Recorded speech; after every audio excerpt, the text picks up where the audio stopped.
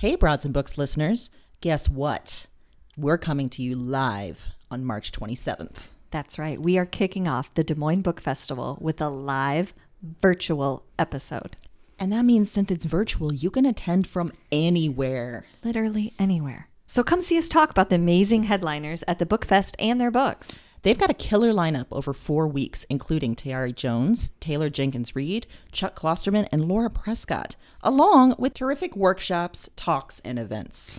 At our live event, you'll also get some of our favorite stories. And I mean, most likely some weird tangents. I mean, that's what we do. That is what we do. It'd be disappointing if we didn't. Plus, do you have a reading question, a challenge for us perhaps? Email us your question by March 25th, and we could answer live. So, start the Des Moines Book Fest off with a laugh and a sneak peek at the keynote authors and events at this live podcast event. And remember, this is virtual. So go ahead and wear those pajamas Please and sweatpants. do. Bring a coffee and join us online. Remember, visit broadsandbooks.com to register, and we'll see you soon.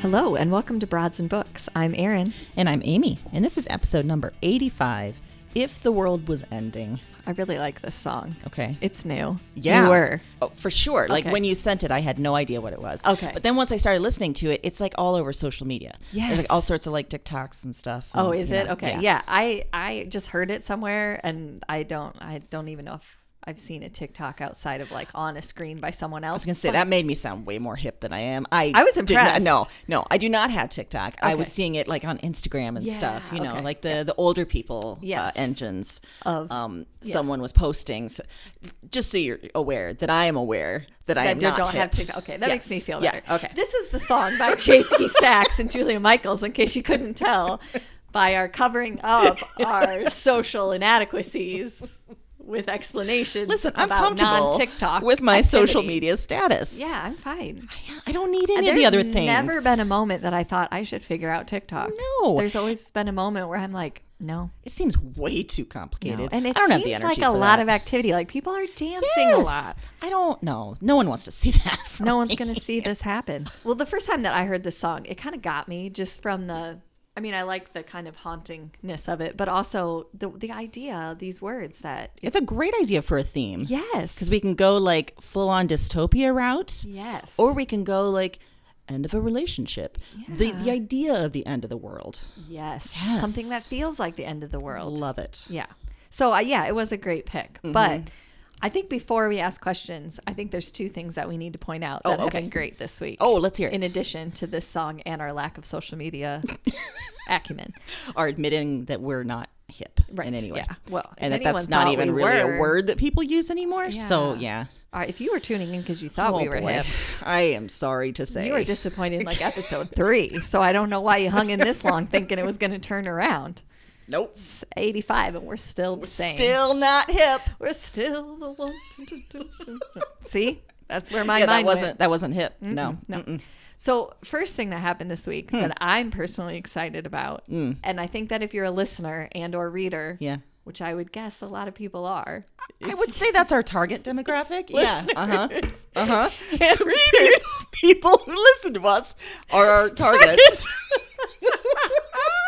And who like books. also our target. Yes. So I would guess that a lot of those people also use Goodreads. This is true. And guess what happened on Goodreads this week? I know what happened, but you go ahead and say it. Amy's book is on Goodreads. I am too legit to quit. I'm going to It's tell you too that right legit. now. You can add it to your want to read. So I'm just saying, I don't know why you wouldn't do that. In fact, we're going to give you 10 seconds right now to do it. Yeah. Nothing's going to happen that's important. Just Nope. get on Goodreads. Just get on Goodreads. Okay, you should Go be ahead and there. add it. Maybe it's taking your phone a little bit. Oh, and if you don't remember what it is, the name is Dig Me Out. Yes. My name is Amy Lee Lillard. Yes. I do that full name because there's another Amy Lillard that writes other stuff. That is not what I write. If you like rabbit holes, that's one. Go on a rabbit hole. Yes. So you should mark that as Mark one that. to read. So that's Yes. number 1 of my favorite thing this week. Yeah. My second favorite thing that happened this week is that Big Acai decided to Oh my reopen on God. Sundays. And So we are hopped up on big acai. You would think I did lines of Coke in the bathroom, but it's just pure, natural acai coursing through my veins. So expect today is going to be a wild ride. Wild. We're coming in hot again. That's how hip we are. We're high on acai. So that's the wild lives we lead. You forgot about one other thing, though. What? News came out. Des Moines Book Festival. Oh my gosh. Yeah. Wow, I really They come out with buried their that schedule, lead. and guess what, listeners? We are on that schedule. We're on it. We, We're in fact, kicking are it off. kicking it off. We are kicking it off. I feel like I'm really close to the microphone. Like I I'm am too. really Does excited. it sound really loud, listeners, that we're kicking it off? We're kicking it off. We're so, kicking it off. Yeah. Now we're definitely like Yeah. the NPR ladies. I like to kick. I like to kick things off. I'm 50. And I kick.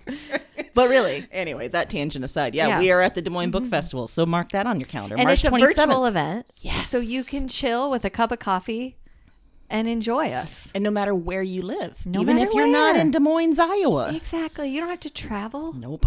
It's going to be great. And there's a gonna be whole bunch great. of excellent people at the Book Fest. Yes. So definitely mark that on your calendar. You need to go to the website, check it out, register for all the events that sound great to you. It's going to be a good time.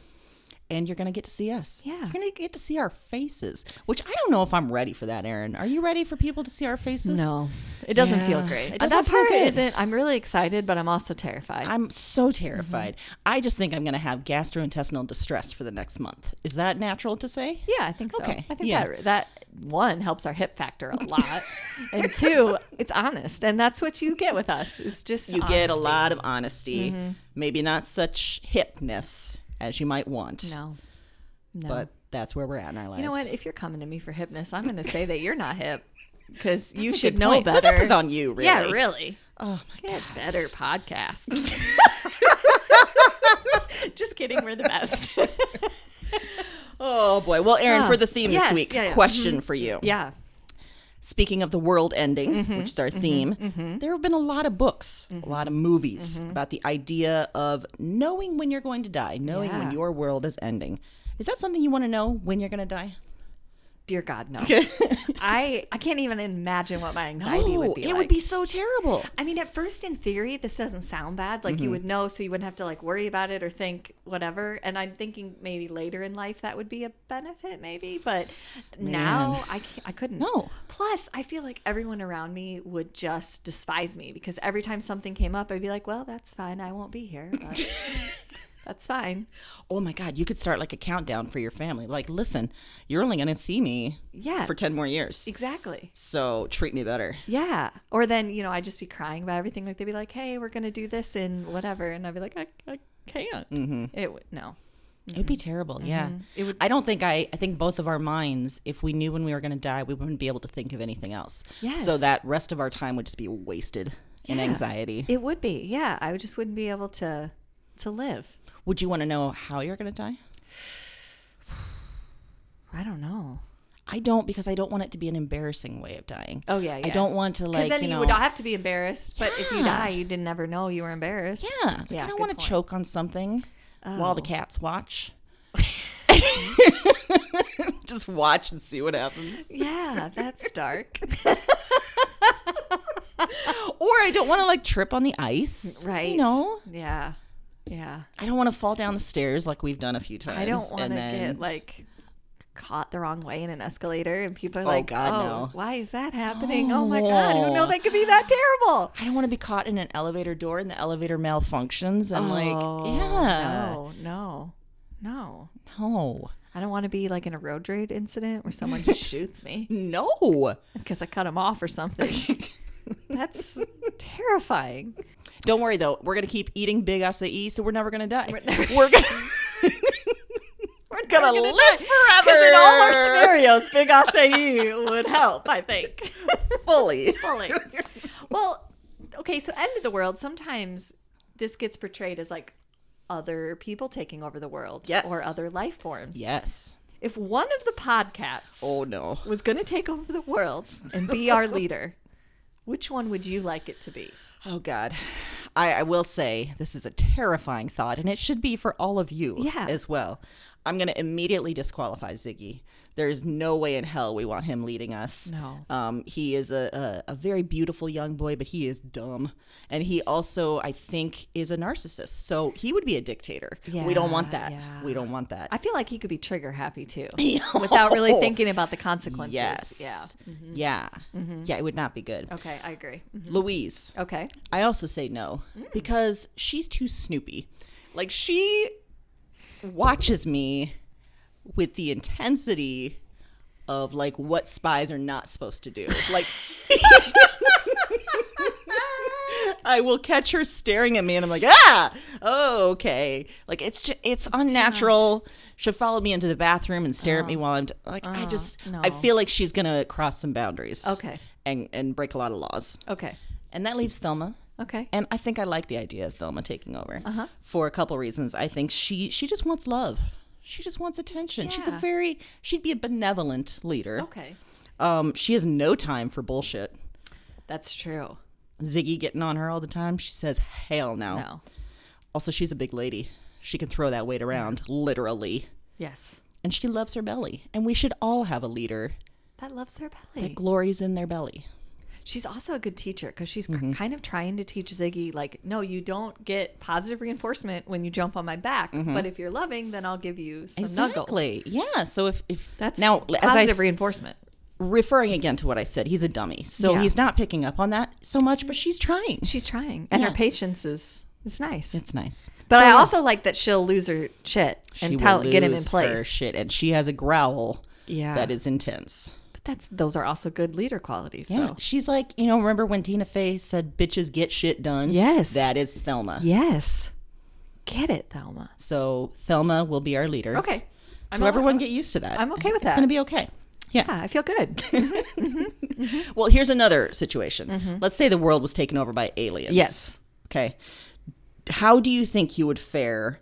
And do you think there's like a certain type of alien that would be better? I personally think that I would fare fine, and here's why. Women are uniquely prepared for this situation. We are very We uniquely. know exactly how to conform and exactly how to fit in. And we're able to swallow the need to self-preserve Yep. and do that more than be right. And I hate to break this to some people, but I feel like the male species is going to struggle. They're going to struggle hard. Because they're not going to want to admit someone else is right. Nope. And or conform to that. Yeah, they're going to throw weapons at the aliens. Yeah. They're going to storm the Capitol. Imagine that. It's like that kind of Because they didn't get their way. Right. Yeah. That's what I'm saying. Yeah. It's not that there weren't women involved in that because there were. We've seen it. Oh, yeah. Yeah. And we got their eye on them. Yeah. I'm just saying that I think no matter what, I could probably just blend. I think that's a great point. I think I could do Yeah. it. I think I could do And it. I'm not going to say I would like it. No. I could do it. I bet the aliens will respect women more because we have the power of giving life. We are necessary. Yeah. They're going to look past all the patriarchy and be like, those humans. They could also be somewhat terrified because they'd be like, okay, this Oh my group gosh, of people that blended so easily actually holds a lot of power. What is happening? They're taking over from within. Yeah. And then we'll be right back where we are again, where people are afraid of our powers. And So they have to create the patriarchy again. Yeah. But it'll be like the alienarchy yeah. something. Yeah. Yeah. But I think I'd be okay. I think you would too. Yeah. I think we both, I think we'd be all right. We'd hang out yeah, and we'd, pretend like everything's fine. we'd be fine. We'd wear our And matching we would robes. bitch and, behind their backs like yeah, nothing else. Yeah. Well, okay. Let's be careful. 'Cause aliens have ears everywhere. That's true. Okay. We're not All right. dealing with just the normal person anymore. You're right. You're We're right. dealing with an alien life We're not dealing with normal men, so we got to up our game. Yeah. We're Okay. going to need probably our own language. Oh, we can develop a language. Yeah. Easily. There's got to have a word. There's got to be comeuppance in that language. Well, I think that we just make Larry Comeuppance kind of this deity that they're unsure of when he's coming. They're like, you're... Oh, when Larry You don't Comeuppance even gets know. here, it is over. We also they're got to like- talk about hunk legends and be like, Yes. listen, we've got a hunk legend coming too. Yep. And Be they're like, like having "What?" meetings and they're like, what's this Larry Comeuppance? I can't find this anywhere in their history. I read all their history books, everything. And there's no Larry Comeuppance. You're not listening I've to the right Googled things. it. I don't know. I even spent hours on TikTok to see if he was on TikTok. Oh no, you're looking in the wrong places, Larry aliens. Comeuppance, no. Yeah. Larry Comeuppance is a feeling that you can't control.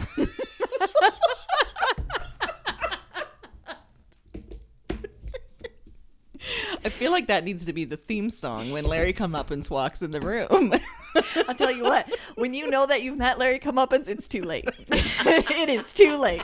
When you know he's there, it's over. It's over now. It's over. It's over. You're like, boy. that's Larry Comeuppance. Oh, no. Another scenario. Yeah. All these terrible things are happening. We Right. need a crisis team. Hell yeah, we immediately. do. We do. You're in charge of putting the crisis team together.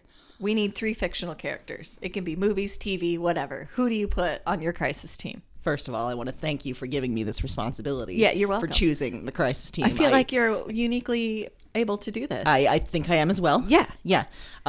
So first, we've got Buffy the Vampire Slayer. Okay, good choice. Because Buffy can take on vampires, obviously. Duh. But also any otherworldly element. Anything supernatural. Yeah. Anything even alien. Yeah. Because they're sort of like demons. True. She's got this. Yep. But, Yep. you know, for other reasons too, then we're going to bring in Sydney Bristow from Alias. Okay? Oh. Because Sydney works more in the practical world. She's good Okay. at gathering intelligence. She is good at disarming men. She is good at getting shit done. Yes. Finally, we've got Starbuck from Battlestar Galactica. Okay. His name's Starbuck? Her name's Starbuck. Her name is Starbuck. I'm sorry. Yes, and Starbuck gives 0 fucks. We're gonna need that philosophy, that attitude Yeah. to bring us through. Like we're gonna respect Buffy, we're gonna respect Sydney, and then we're gonna follow Starbuck and be like, show us the way. Chicken or egg question here. Did Starbuck or Starbucks come first? It's a good question because I think the original Battlestar Galactica, I think, came out in 1980-ish, maybe late 70s. When did Starbucks coffee start? Well, we're going to say 90s because Yeah. that's when anyone really knew about it. Exactly. Because wasn't it something else before that? It was like was it another? Did it have a different name? No, I might be thinking of Panera Bread. So it's a good question. I don't know. Maybe they took it from Battlestar Galactica. But that was the original one. I'm thinking about the 2005-ish one. Oh, okay. Okay. Well, And they turned Starbuck into a woman. And imagine how the internet, the fledgling internet at the time, lost their shit. oh, I bet. But also, what a great, I mean, that's great. It's amazing. And also, I think it's a great pick for a crisis team because people will be like, oh, we're getting Starbucks. Nope. You're getting Starbuck. Yeah. And this She's is gonna not going to tell you some go things. how you think. Yeah. I had a alternate choice as well. Oh, yeah. Do Brienne tell. of Tarth from Game of Thrones, because she's a very tall lady that can use a sword very well. And That's just good skills. Whenever you're in a pickle, you can call on Brienne. Yeah. And if there's ever something to be called a pickle, it's definitely end of world, life ending situation. It's a pickle. It's a like pickle. I'm it's in a the pickle. epitome of a pickle. Of a pickle. I am in a pickle.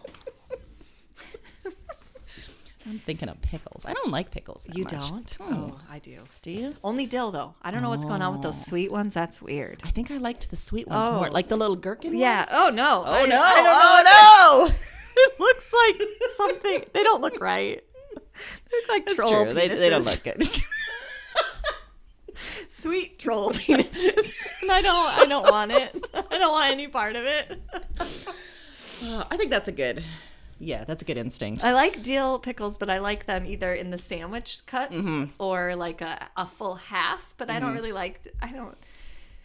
it's hard to eat a pickle without like a knife and fork to not seem like things are getting like the big ones. Yeah. You know? Yeah. Yeah. That was okay. That was an interesting tangent. So that's what we're bringing you, along with Larry Comeuppance, our fictional trio. Why we needed to talk about pickles? That's where the big Aussie led us I guess. today. I guess. I think that you must have a great fiction pick for us. Damn, I do. Okay. Good transition. Thank you, Erin. You're welcome. My book is called The Book of M by Peng Shepherd. Ooh. And this came out in 2018. Yes. So, Ori and Max are a married couple, and they're hiding out in an abandoned hotel in the woods, and they've been doing this for 2 years. Because 2 years ago, at an outdoor market in India, a man's shadow disappears. It's super creepy, and it's caught on camera, but it's mostly an oddity until it starts spreading. Ugh. Other people start losing their shadows. And if that isn't creepy enough, the people whose shadows disappear, they start forgetting things. Like one by one, the worst kind of dementia until they're just completely gone. Oh my gosh. So Ori and Max were at a wedding at this hotel when the spread was really starting, like when it hit the U.S. And they saw on TV how just the world is collapsing. Like everyone's forgetting things. And then the people that have lost their shadows, they misremember things, and the things they misremember become reality. So they start thinking like, oh yeah, sharks had like full human faces, and sharks suddenly have human faces, which is terrifying. Is that a real thing in the book? That No, I just made that up, but I don't know where that came from. you made that up. Oh my God. I don't know where that came from. Do they still have all those rows of teeth? Yeah. I'm definitely having nightmares about that. A human face on a shark? Oh no, I'm sorry. And I'm sorry to you guys. Listening to God, it's terrifying. I don't know why I thought of a shark with a mustache immediately, and I hated it. Just hated You're it. thinking of Larry Comeuppance. It's a shark. It's a shark. No. Oh no. Lord. Let me try and get this back on track. Fair. I'm sorry. I took on a detour there. So Ori and Max are at this hotel, and when shit's really starting to hit the fan. And they've been there ever since. And they're living okay, they're just kind of living by themselves until one day Max's shadow disappears. Oh no. And Max knows what's coming, so she runs away so her husband doesn't have to watch the forgetting. But Ori, he's not ready to let that go, and he's got it in his head like maybe it won't happen, the way that she thinks it will. Like she's got that hope. He's got that hope, right? Yeah. So she runs off one direction. He runs off another. He's setting off to find her, and before her memory completely disappears. And that starts these two sort of parallel adventures. Oh. And the two of them are making their way out into the world, and then we see what the world has come to. They find how there's roaming bandits without any memories. They find that Washington, D.C. has collapsed into this really weird feudal type city with this weird war going on. They see all these rumors from person to person about a group in the South that may hold a cure. And of course, Erin, there's a cult. One that worships the shadowless. Oh no. Yeah. It's a culty cult. It's a real good cult. It's a really good cult. A real good cult. It's a cult on the full cult level. Okay. This, I gotta say, this is amazing apocalyptic fiction. If you like this kind of stuff, this is above and beyond. Yeah. It's intensely imagined. It's beautifully written. But I chose it for this theme for a few other reasons, too. While there is this sense of the world ending, I think that the idea of losing memories is even more devastating. Like your entire world is your memories, There's the external world, which Max and Ori are trying to hide from, but there's also this internal world, the one that they've created as lovers and spouses, Right. And if one of them loses their memories, that shatters that world they've created. Then, when Max leaves, trying to spare Ori from the pain, there's another world ending because Ori isn't ready. Like, he doesn't want to, say goodbye to that. So as they get out into the world and they pursue this idea that maybe there is a cure, everything seems on the verge of breaking. Like I said, this is just incredible. This is one of those that I got at the library and then immediatly had to buy because I just tore through it. I loved it so much. I haven't been able to shake a lot of the images, and the ending, holy hell. Oh. She lands it. Wow. And good news for all of us, this has been optioned for a show. This is going to be a hell of a show. Yeah, it sounds like it. Wow. So, yeah. And I know she has a new book. It was supposed to come out this year, but I think it got moved because of the pandemic to 2022. But yeah, check this one out. That sounds amazing.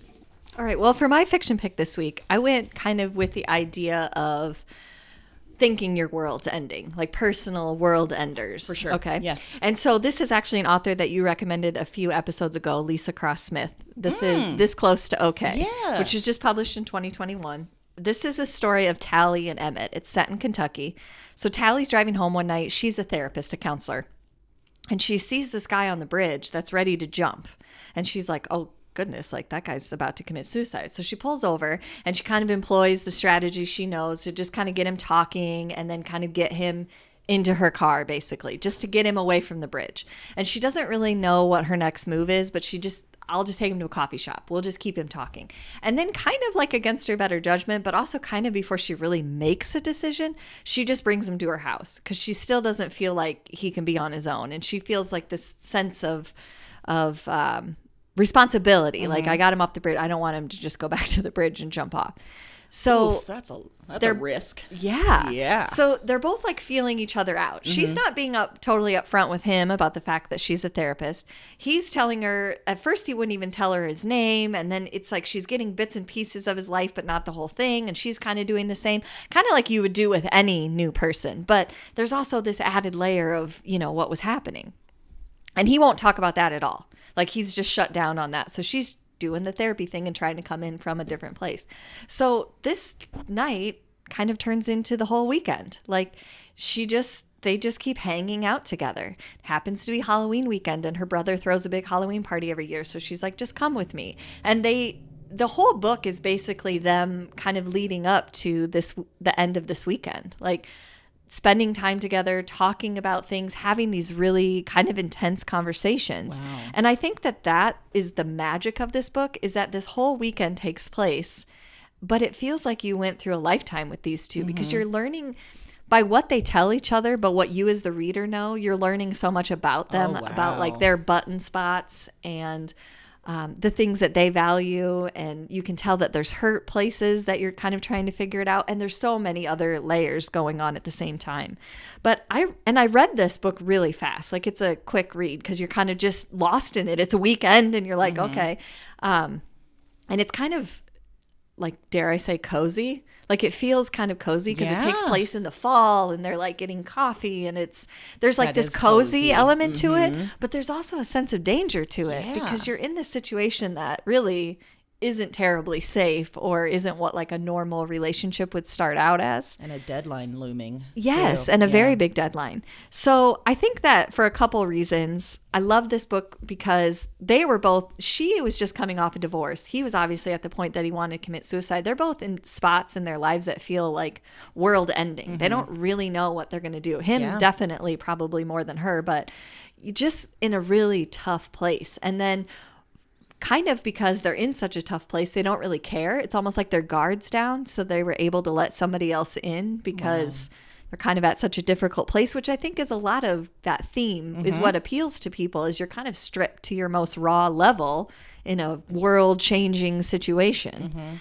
I think this book right now is super relatable about the levels of quarantine we've gone through and like learning about each other, getting on each other's nerves, being right together. It's just that, a couple of people all close learning new things. But basically I picked just because of this idea that the world's crashing down around them and they found each other somehow by whatever reason. And I also liked it for this theme because there's a little bit of hope at the end. It's different. It ends very differently than I think you could predict. I am not a big romance reader. Neither of us are. Yeah. I would say this had twinges of romance in it, but enjoyable, like on a level that I enjoyed it. It ends in a very different way than you would expect. There's a lot of other layers in this book, especially in the second half, that are very interesting. And I love the idea that it's not really plot driven. There's not like a huge bunch of things that happen. It's more just these two people being together. And for me, that was really interesting on a character level. That's a lot of what I got from her previous book that I mentioned too, Whiskey and Ribbons, is it's definitely this romantic elements, but it's still very grounded in this real and sort of dangerous and end of the world kind of stuff. Yeah. And I think she did a great job of capturing that feeling sometimes we get like maybe in a new relationship or any kind of relationship where you're kind of like hoarding it for yourself and you're not really sharing it with other people, and you're kind of trying to figure out what it means for you before you let other people in. And there's almost a danger to that because you're being vulnerable and you're letting someone in and you're kind of protecting, your circle from any information about it. And I like how she kind of took that concept and it's kind of on a like supercharged next level. Man, she knows how to do intense conversations, judging from what you said and from what I read. Yeah. And just the ways that conversations can reveal the things you say versus the things you don't say are just as revealing. Yeah. And she is very good at writing those. I mean, they feel very realistic. Like sometimes you can run across intense conversations that feel too like this would not go down like this. There's no way. But it's very realistic, and you just feel like you're there. And it sounds very cinematic too. As you were talking about it, I could see that being a very intense and lovely movie. Yeah. Oh yeah. I could see that very easily for sure. Mm-hmm. Well, there you go, Lisa Cross Smith. We got a plan for you. Yeah. So get to it. We have no help to offer. No way to make that happen, but you should do it. You should do it. You should totally Just make it a movie. Just make a movie. Come on. Just make it already. Well, for other genre picks. Yes. I've got another kind of what you said, world ending in not a physical way and not a, in a much more mental way. It's called Abandon Me by Melissa Febos from 2017. And so many of our authors that we've talked to have praised Melissa Febos to the heavens. I was going to say. So I finally dove in. Good and I read this one first. She had a previous memoir, I think in 2012, which I'm going to get into next. And then she has a new book coming out, I believe, the end of March. Yeah. Girlhood, is that right? Yes. Okay. And I'm a fan, so I'm going to read all the rest. Yeah. This is a collection of essays, I think you would say, that form sort of a bigger memoir. And it's all centered around a couple things. There's a very intense long-distance relationship that she forms with a married woman. And it's this all-consuming love and desire that quickly turns toxic, but which she can't quite extricate herself from. And it's a relationship that gets her thinking about other relationships in her life, especially her dad's. She grew up the daughter of a sea captain in Cape Cod, which was still a thing. Wow. And she even says in the book, like, when she tells people that, people are like, wait, what? Like, that's a thing. That's still a thing? Yes. Okay. He was a sea captain. And she discovered early, though, that the sea captain is not actually her birth father. Oh, okay. So her birth father is a Native American, and he leaves this daughter this very conflicted, confusing heritage, while the sea captain is Puerto Rican with another complicated backstory. So she's got all these things in the background that are sort of guiding her to where she's going to be. She thinks a lot about, like, what does she owe her birth father, and what does she expect from him?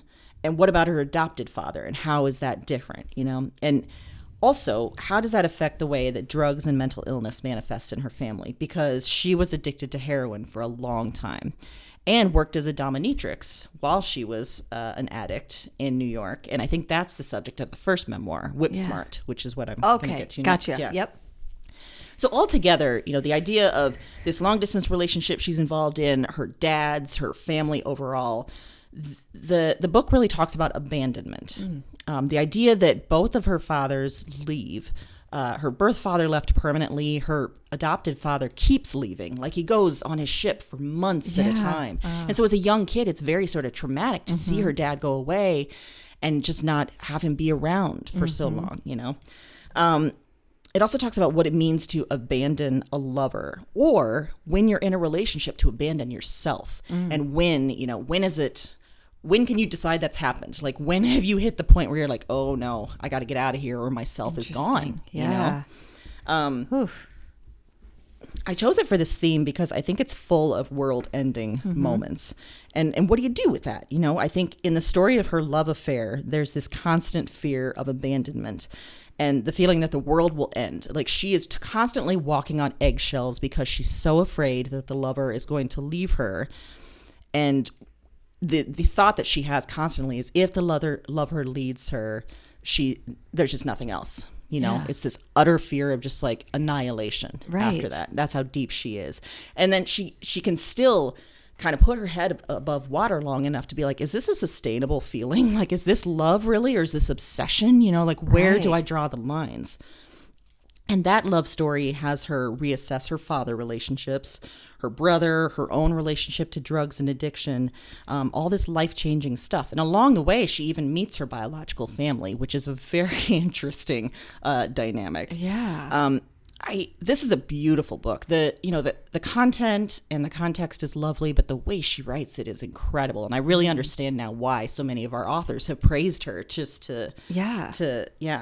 And like I said, I'm going to dig into her first memoir, and her next book is called Girlhood, and it's out at the end of March. I also found out that Melissa Phoebos is now an Iowan. What? She and her partner are professors at the University of Iowa. Whoa. And that proximity, Erin, it feels good. I got to tell you that. I know there's a chance that Melissa Phoebos may listen to this.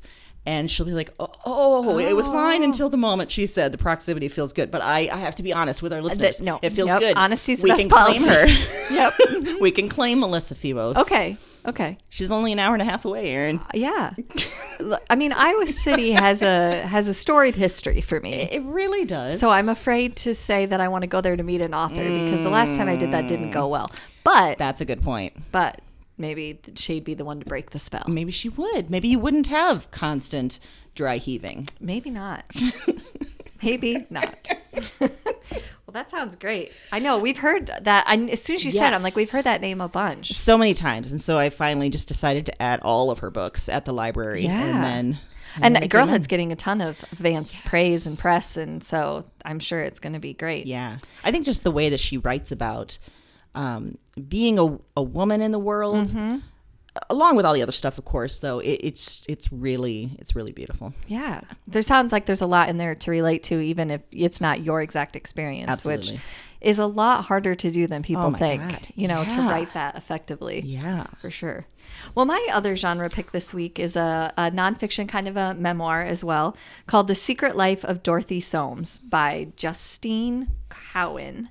And this book just published in 2021. And it opens and we find out right away that this author has a very difficult relationship with her mother. And to some degree, she also has a very difficult relationship with her father because of that. Because the father always kind of covers for it. So she was raised that her mother came from royal blood, which is why there was like so many arbitrary rules in their home and kind of like a lack of affection or love. Like her mom was very proper and like, this is how you do things. And she had a bunch of lessons and things when she was growing up. And her dad was a very, very successful lawyer. So they did have money. So there were certain things that came with that, with this wealth that her mother expected. But basically, as soon as she was old enough, she left the house because the relationship was just not functional, basically. And after she's an adult and living and working on her own, her mother sent her an envelope. And essentially in the envelope is a manuscript of her mother's life. And at the time, their relationship is in such kind of a tough spot that she's not even interested. She's like, I don't really want to deal with you at all right now. I don't want to deal with like I'm in the middle of my life. I'm trying to figure this out. So she wasn't in a place to kind of take that in at all. She puts it in a file cabinet, moves on. It's only after her mother's death that she gets some hints that maybe something isn't what she thought. And she starts to become interested and discovers that her mother grew up as a foundling. And a foundling is essentially an abandoned child that grew up in the hospital, which is called the Hospital for the Maintenance and Education of Exposed and Deserted Young Children in England. What the hell? So this was a hospital that kind of started out with good intentions, meaning that they took in kids that were orphaned. They also took in kids from women who maybe had affairs with men who didn't want to claim the children, and the women's position would be compromised by having this baby. The problem became that as it grew, they decided that they were grooming these children to basically be servants of England's royal class. Oh my gosh. So she was abandoned and taken to this hospital, and they called them foundlings. So she grew up as a foundling. And the rest of the story is her trying to unpack all this information, both from her mom's manuscript. She travels to the hospital, which is now sort of a museum, and tries to get records, which weren't great, not kept very well. She, does some backtracking to figure out who her biological mother was. There's basically no way to tell who her father was. And in the meantime, she learns all of this history and meets other people that grew up in the hospital. And it is just fascinating. I mean, it's fascinating just the story of her mother, but I had not heard much about this. No. I think I've heard the word foundling before, but I don't know that I ever really knew what it was. And diving into that and diving into what they did at this hospital and how the children felt affected coming out and how much of her mother was based on what happened to her was so interesting. It was also interesting to see how her thoughts about her mother sort of changed based on knowing some of that information.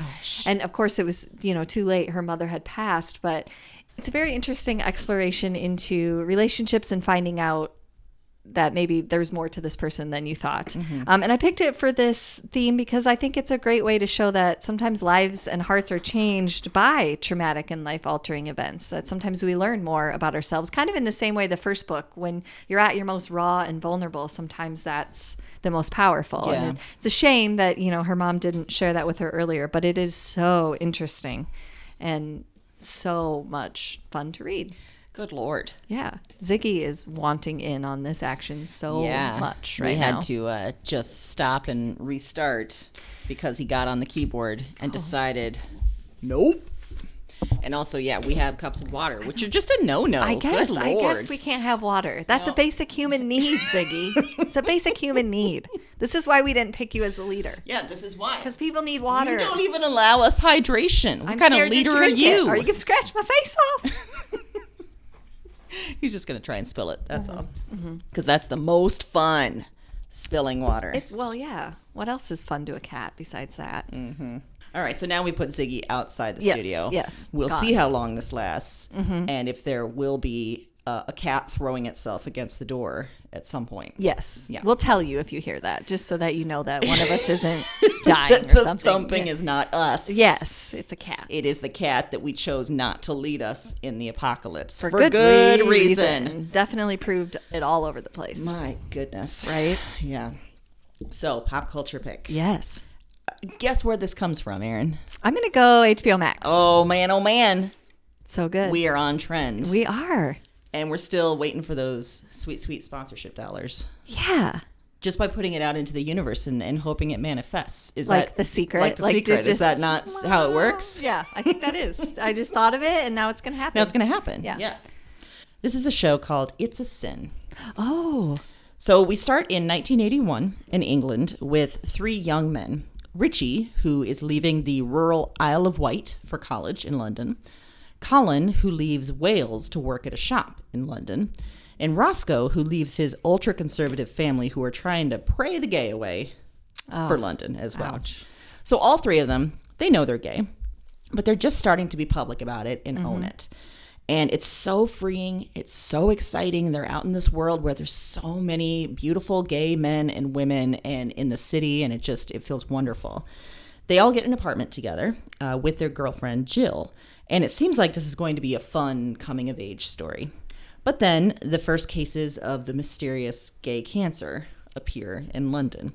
And as time goes by and it gains the name AIDS, it casts this enormous specter over the party. So there's 5 episodes, and it spans over 10 years, from 1981 to 1991. Oh, wow. And we see the boys and Jill first sort of deny AIDS. Like, that isn't a thing. Like, and if it is a thing, we're not going to get it. Like, everyone's overreacting. It's going to be fine. Then start to realize it and to fear it until it affects all of them at some point. Oh. So I chose it for this theme because these are 20-something kids just starting to live their lives. And then this absolute world-ending plague is coming for them. And we see that some people get it and others don't, and how that changes their relationship for good. This is such a good show. Like, I watched this in its entirety maybe about a week ago, and I think about it all the time. Really? Still. Okay. Yeah. I think there's so much here. There's family love, family trauma, there's friendships, there's conspiracy theories, there's health scares, there's mortality and how to live well. And it is fun and funny. There are moments of real, like, this is so cool. You know, these kids coming together, finding one another, finding their life. Yeah. And then it's utterly devastating moments later. You know, Yeah. I get chills thinking about it. I have the music stuck in my head because it's 80s music. Oh, yeah. Yeah, And for sure. the title comes from It's a Sin from Pet Shop Boys, which has been in my head nonstop. It's a good song. It needs to leave. Yeah, It's been long enough. Yeah. And also for us women that are watching the show, the character of Jill is fascinating to me. One, you'll see that she's the one girl sort of in this group of gay men, and she gets pushed into the woman role a lot. The caretaker, the emotional laborer, the fake girlfriend for some parents. Sure. But then you put yourself in her position with all these best friends, this circle that are all gay men, and this horrific disease that is targeting her friends. And she, to me, is the real star. She has to find a way to keep going. It's happening. Just so you know. The cat is trying to break in. It's happening. Like, I hear something. It's just then you start looking around like, oh God. The door's creaking. And he's not that big, and he's trying to throw himself and wedge himself through the door. There's definitely paws in this room. There's been a breach. There's been a breach. There are paws in this room. I knew he would not respect the closed door. Now there's a smash face that he then had to pull back out of. It's like, oh God. Okay, sort of Ziggy. gave up, but I think he's going to he's going to come back. Yes. Yeah. He's going to psych himself to run into it or something. I think I highly, highly recommend this show. Sounds great, yeah. There was crying at the end, I will admit that. That's her. And Jill, like I said, to me is the real star, and the way that it ends with her in particular is so affecting. So really good. Okay. Watch it. I will. Well, my pick, HBO Max. Oh. Yeah, I mean. Imagine that. Right? It's called The Lady in the Dale. I have this on my list. So good. So it's a documentary. I think it's 4 episodes. And this tells the story of Liz Carmichael, who is previously known as Jerry Dean Michael. So he's basically a long-time con man that later in his adult life identifies as transgender. He says, no, I'm a woman. I should have been a woman. And he has a partial surgery, but isn't able to complete it because he's on the run, basically. Oh, my gosh. In his younger life, he was a full con man. I mean, he was doing, there's no doubt he was a criminal. And he ends up, by some stroke of luck, after having multiple marriages and multiple kids that he has nothing to do with, oh my God. He finds this woman, Vivian. And they're like soulmates. Like, she's just in with him. Like, it is what it is. They have children together. In the series, her brother is interviewed quite a bit. And he's like, I loved this guy. Like, he was just, like, he meant the world to us. So you get this kind of other side of him. So he goes on the run with Vivian. We don't see him for a long time until he crops up as Liz Carmichael. And Liz Carmichael is about to change the car industry forever. She has found this design that a guy designed for a 3-wheeled car that's made out of basically like much lighter metal. It's supposed to get like 70 or 80 gallon miles to the gallon, like crazy. So she's like, this is going to change the environment. It's going to change everything. These big car companies aren't going to be able to charge us like they are. So she's like this pioneer. So of course this gets tons of attention and tons of investors because they want to be in on the cutting edge of this car, and she's going to make it. And people are buying options for the car. They're putting money down, all of these things. And then it comes out that like there's no car, like it's not as far in production, things are falling through the cracks, and it's sort of reminiscent of Bad Blood with the Thanos, where you're not like sure, like Con Woman, if she fully believed that there was a car, because there's a lot to say that she did, or if she kind of knew this was a house of cards. Either way, what becomes the big takeaway is that people think that she was dressing as a woman just to be a con artist. Oh my God. So they're trying to kind of strip this away, because she goes on the run again after everything blows up, and she ends up getting caught, and they put her on trial. And the whole trial, she is dressed as a woman. That's how she identifies. They put her in men's prisons, even though they put her in solitary confinement. There's all these terrible things that are happening. And the whole time, her wife, Vivian, is standing by her. Because when she first came out as a woman, they had some separation time. And then they just realized, like, they just love each other. Even if there isn't a romantic passion anymore, they really operated kind of like best friends or sisters. They were still raising the kids. That's amazing. They just really, cared for one another. So she's trying to fight this battle, and the battle sort of becomes about whether or not she's doing the con of being a woman more than it has anything to do with the fraud from the cars. So it takes on this whole different thing. Like, let's forget about the crime and just have a big old moral panic right over here. Yes, right over absolutely. here. Yep. And, you're conflicted as the viewer because you're so frustrated about that part.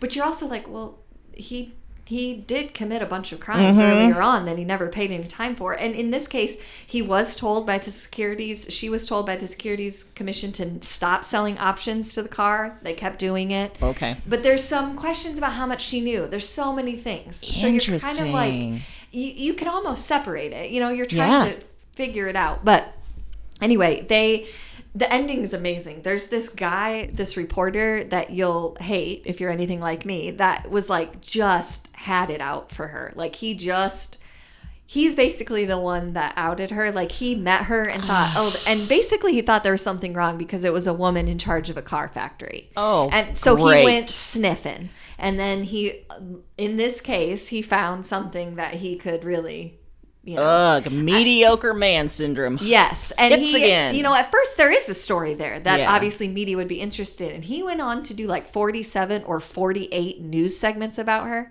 To the point that the news station was like, okay, we're done. Like, it's over. We don't want to talk about it. So obsessed and like grossly obsessed. And then in his quest, he ended up outing other transgender people that had moved Come on, buddy. to have like a different life. It is insane. And the end part with him, I don't want to ruin it for you because the shocking moment of it is just, you're like, of course. How did I not see that coming? Oh. But but the whole thing is just... It's so interesting from so many levels because you have a con man, you have, issues of transgender and gender equality and all of those things. You've got, is this a con still? The car. And you feel conflicted about that even. So much interesting. The way that it's done is really cool. They do kind of these hand-drawn animations, which I know sounds weird, but it's a really interesting way to do documentary. It kind of keeps it flowing. Like I said, there's 4 episodes, and we flew through it. So that's exciting. I was waiting for it to finish, and I didn't know that it had finished. Yeah. Excellent. Mm-hmm. Yeah. I like, too, that it sounds like there's no easy answers, and that Liz Carmichael is a very complicated character. Yes. That and you will like and not alternate. Post-life, post this life, where after the trial and some of those other things, what you see happen to her, there's a lot more there. It's very interesting. Excellent. Yeah. I'm going to watch that one. I picked, obviously, for this theme because things that would be world enders, I mean, when he was Jerry Michael Dean, he went on the run for years. I mean, how do you sustain a relationship or a family that way? But he did, And then after he transitioned, he was a woman, Liz Carmichael, how she was dealing with so many things that are life-altering and just, nope, this is just what it was. Like, her bravery in the face of a lot of this is admiring. Even if you believe that she was holding up the con, it's still an interesting take on it. So I didn't really know much about it going in, but it was, enjoyed it. At first I thought it was about cars. I'm like, pass. Well, then I heard the transgender angle. I was like, oh, interesting. Yeah. Okay. Yeah. Okay. Yeah. It is. I know. Well, and I mean, I didn't realize it was a con too. Yeah. I'm in. Yeah. It's I an like me a con. It's a good con. It's really interesting. We like cults and we like cons. Yes, we do. And we like comeuppances. Well, the 3 C's. Yes. Of broads and books. Some comeuppance. And in this case, you might have to question: did maybe her comeuppance expire? Like maybe you missed your window for comeuppance people. Oh, that's true. There is a window for comeuppance. I feel like kind of, yeah. And for some people, there's no window. It is all your life. You need a comeuppance. You need it. Yeah, it's chasing you. I agree. I'm glad that we survived the breach from Podcat Ziggy. Yeah. He seems to have retreated for a while. We kind of had our own little apocalypse happening during this. We did. We episode. were under attack. We were. Yeah. There was breaching. It was very close to my chair. I just want to point out. At one point, he stopped the recording, and I had a moment of like, oh dear God, the cat just erased what we just did, and I still love you, but God, I hate you too. Yeah. He didn't erase it. Thank goodness. No. Because that was podcast gold. Oh, so as anyone who's listened to this episode can tell. This was always but also big acai fueled gold. Yes. I would have been so mad at Ziggy. Oh my God. Yeah, he made some noises happen that I've never heard out of your computer. Yep. It was alarming. It was. By walking across the keyboard and going straight for your glass of water. Yeah, so that was our mistake. And it's my fault because I keep filling my water bottle to bring it and then I just leave it on the counter. Well, see, I've learned in this house I can no longer have open containers of water, which has changed my lifestyle a little bit. Yeah. That's difficult. But, I'm living and there's abuse happening, but I just have to get through it. Yeah, increasingly it's hard to listen because it feels like I should be doing some sort of intervention, but you keep going back. Well, and you can't change a cat's behavior. No, just gotta accept it. Right. Yeah, there's no training a cat. No, clearly. No. That's not going well if you can. No, it is not. He is not taken. And I'm It not didn't good take. at it. No, I'm not good at training. Yeah. And he's not good at listening. Yeah, So that's fair. There's that. That's Yeah. fair. I like it. Good news is that we'll be back next Wednesday. Yes, we will. Even if Ziggy tears down the whole studio, we'll rebuild it. We're going to keep going. Yeah, we will Ziggy, keep you going. can't stop us. I say can't that keep us with down. I say that with the door closed, and Yeah, you can't see yeah. me right now. But Is he yeah. there? Is he behind me? No, he gave up. Tried to smash his face in that Tried tiny to hole and smash left. his face. In the meantime, Happy reading.